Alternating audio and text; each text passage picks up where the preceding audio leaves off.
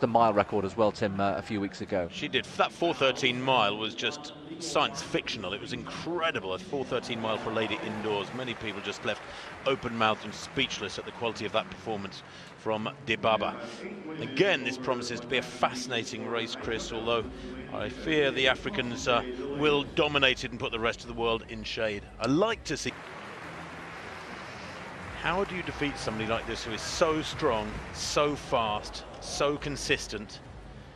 And indeed, to their credit, you have to say that the Ethiopians are consistent, aren't they, Chris? It's very, very rarely you get a bad performance from an Ethiopian in the middle or long distances. They had a disaster in the Olympic marathon in the men's race. None of them finished, but at middle distances, they rule supreme. Well, we've already had one gold medal in the 3000 from Kajelcha from Ethiopia. Can Dibaba or Dafar make it an Ethiopian double? 15 laps of the track then. Let's just keep an eye on the pace. It's Saina from Kenya.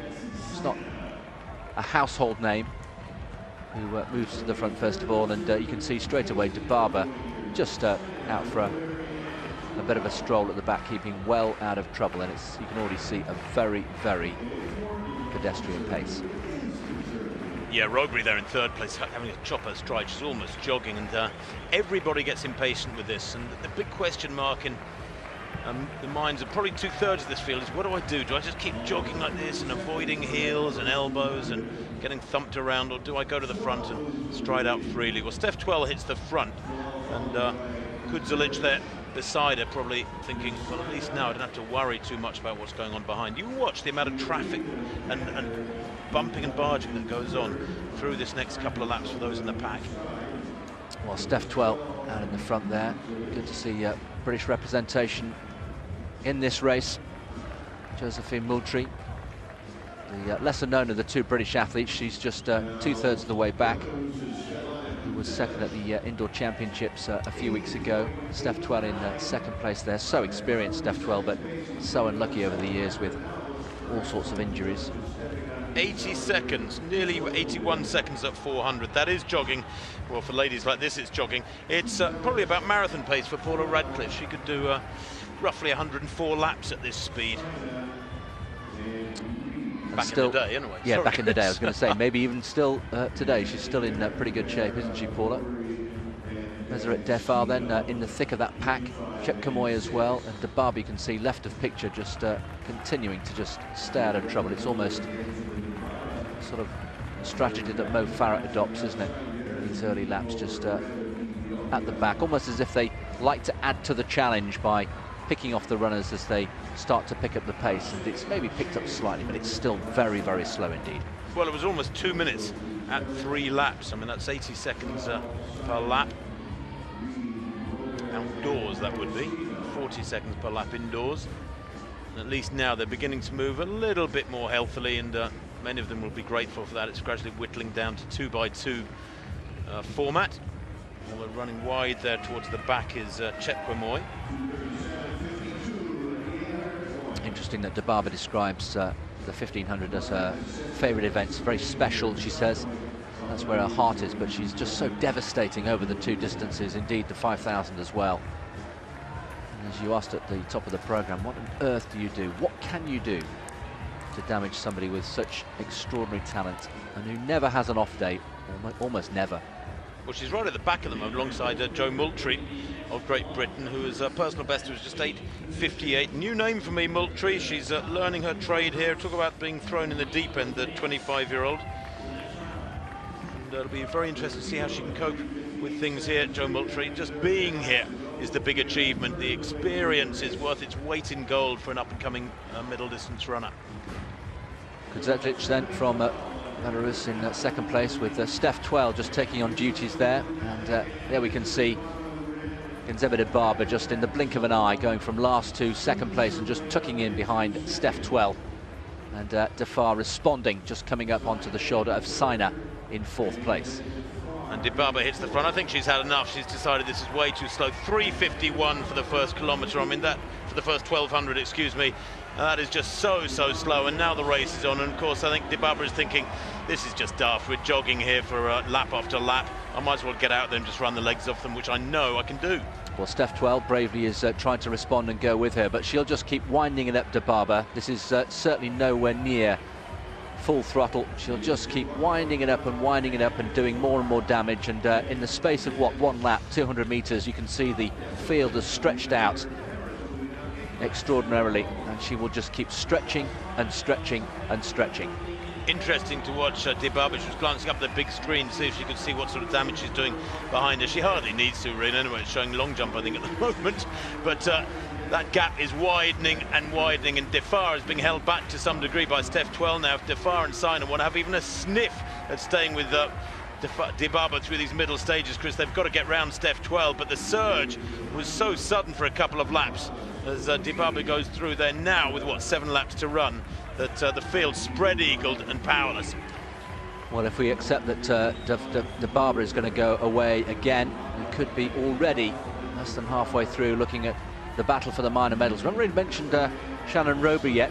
She's starting to make her way through the field. Yeah, it's back in 6th place, Roby. I think she's probably thinking more about the silver medal than she is about anything else. You know, even Defar, I'm surprised, hasn't covered this surge. And I saw Defar come back with her first race in many months in Boston a few weeks ago, and she looked fantastic. I think she ran about 8:35 for 3,000. I'm really surprised she's allowed De Barber to just go like this without any real significant challenge. And I mean, it's kind of ironic that it was Steph 12 who's been the one who tried to go with it.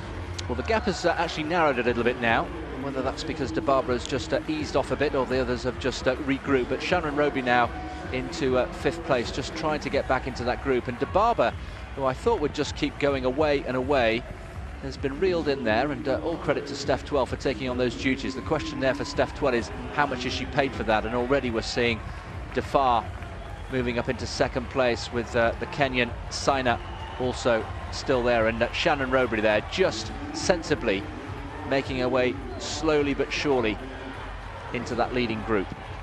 Let's just focus on Steph 12 for a moment. I mean, this is a brilliant run from Steph. She's really giving a good account of herself back there in 5th place alongside Shannon Roby, as you say, Chris. De Barber controlling things, just holding that gap at about 15-17 meters, goes through there. That time at 2 kilometers, 6:02.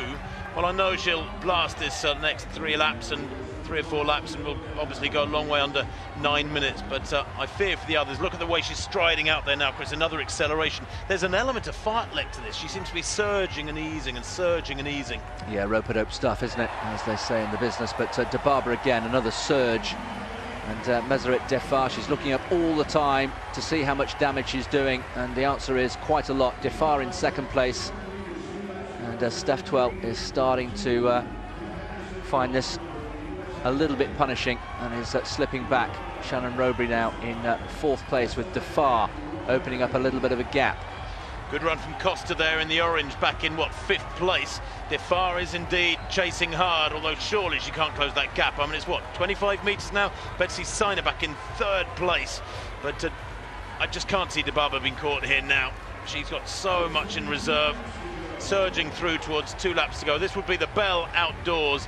And look at that gap, and to do this to Defar, who's been in supreme shape, Chris, in recent weeks, underlines the caliber of this run. It's hard to really gauge it because she's running on her own, she's in isolation, but she's just churning it out at something much quicker than the rest can manage. Well, it's like a training run, isn't it? And Defar is on the chase. Roby now into 3rd place, but it's Ethiopia 1, Ethiopia 2, and De Barber, there's no doubt about who is going to win this, and she's going to make it an Ethiopian double coming through to take the bell.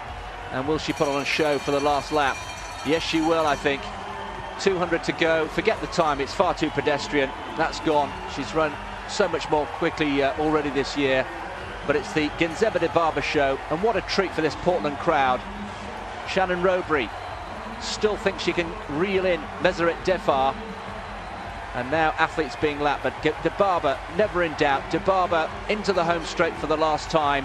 Has a, what, 30-40 meter advantage over her compatriot Meseret Defar.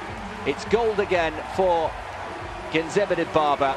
She successfully retains her title. Meseret Defar in 2nd place, and a bronze medal, a worthy bronze for Shannon Roby, who gave it her all.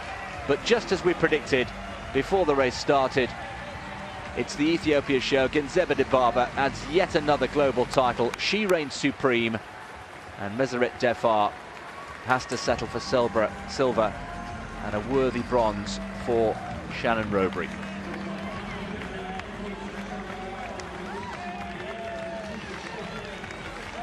Well, what can you do about an athlete this superior? I was reading this morning about Yolanda Balash, Romanian high jumper back in the day, back in the 50s, who was totally dominant. She was jumping something like 10 or 15 centimeters higher again and again than anybody else in the world. She was basically way ahead of her time. And I just get the feeling that's the case with Genzebe here. The performances she's churning out, that 4:13 mile a few weeks back in Stockholm, the way she's running, that world record last summer outdoors, 3:50 in Monaco for 1,500 meters. Nobody else is able to get close to it. She's running the legs off the best of them. Hassan won the 1,500 meters yesterday. She was destroyed by this athlete in Monaco last summer. Brilliant run, quite supreme.